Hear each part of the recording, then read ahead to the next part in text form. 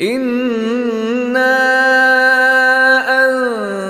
أنزلناه في ليلة القدر.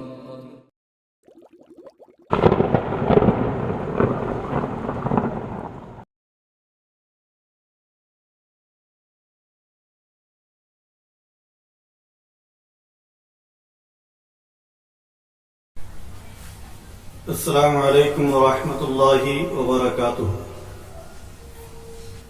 الحمد للہ الذی وحدہ والصلاة والسلام علی من لا نبی بعدہ. اما بعد، اعوذ باللہ من الشیطان اللعین الرجیم. بسم اللہ الرحمن الرحیم.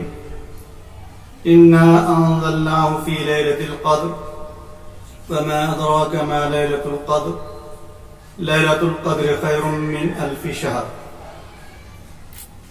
عن ابی ہریرہ رضی اللہ تعالی عنہ قال قال رسول اللہ صلی اللہ تعالی علیہ وسلم من قام فی لیلۃ القدر ایمانا واحتسابا غفر له ما تقدم من ذنبه. رواہ البخاری. محترم سامعین اعزام، آج کی یہ نشست 23ویں لیلۃ القدر ایمانی احتساب کے بیان میں ہے. قدر کی جتنی بشارتیں، فضائل اور خوشخبریاں قرآن و احادیث میں وارد ہیں، وہ مشروط ہے احتساب ایمان اور احتساب عمل کے ساتھ. الایمان قول و عمل، ایمان قول اور عمل کا نام ہے. یزید و ینقص، وہ گھٹتا بھی ہے بڑھتا بھی ہے. جیسا کہ رب تعالیٰ نے سورہ انفال آیت نمبر 2 میں فرمایا وَإِذَا تُلِيَتْ عَلَيْهِمْ آيَاتُهُ زَادَتْهُمْ إِيمَانًا. جب اہل ایمان کے سامنے قرآن کی آیتیں پڑھی جاتی ہیں تو ان کا ایمان زیادہ ہوتا ہے. صحیح الجامع کی روایت ہے، اللہ کے رسول صلی اللہ علیہ وسلم نے فرمایا ان الایمان لا يخلق في جوف احدكم كما يخلق الثوب فاسألوا الله تعالى ان يجدد الايمان في قلوبكم او كما قال. آپ نے فرمایا کہ تمہارے پیٹوں میں ایمان پرانا ہوتا ہے جس طرح سے کہ تمہارے کپڑے پرانے ہوتے ہیں. بس تم اللہ تعالیٰ سے تجدید ایمان کی دعا کرو کہ تمہارے دلوں میں اللہ ایمان کو زندہ کر دے. ایک روایت میں ہے قیل یا رسول اللہ کیف نجدد ایماننا. اللہ کے نبی صحابہ نے فرمایا کہ ہم کس طریقے پر اپنے ایمان کی تجدید کریں، کیسے اس کو نیا کریں. فرمایا کہ اکثر من قول لا الہ الا اللہ، کثرت کے ساتھ تم قول لا الہ الا اللہ پڑھو. سو آج کی مجلس میں جو کہ شہر رمضان کے ضمن میں ہے اور شہر رمضان بذات خود تجدید ایمان کا مہینہ ہے، ایمان کو نیا کرنے کا مہینہ ہے، ایمان کو جلا بخشنے کا مہینہ ہے. سو ہم جائزہ لیں کہ ہم میں سے کتنے لوگ ارکان اسلام، ارکان ایمان اور احسان کا مفہوم و مطلب جانتے ہیں. بخاری مسلم کی روایت جس کو امام مسلم علیہ الرحمہ نے نقل کیا اور محدثین کے نزدیک جو حدیث جبریل کے نام سے موسوم ہے، اس روایت میں ہے کہ حضرت جبریل امین نے اللہ کے نبی علیہ السلام سے اسلام کے بارے میں پوچھا کہ مل اسلام یا رسول اللہ.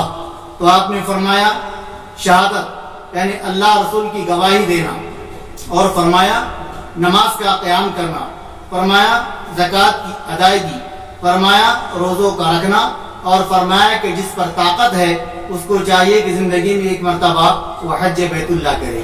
یہ ارکان اسلام ہیں.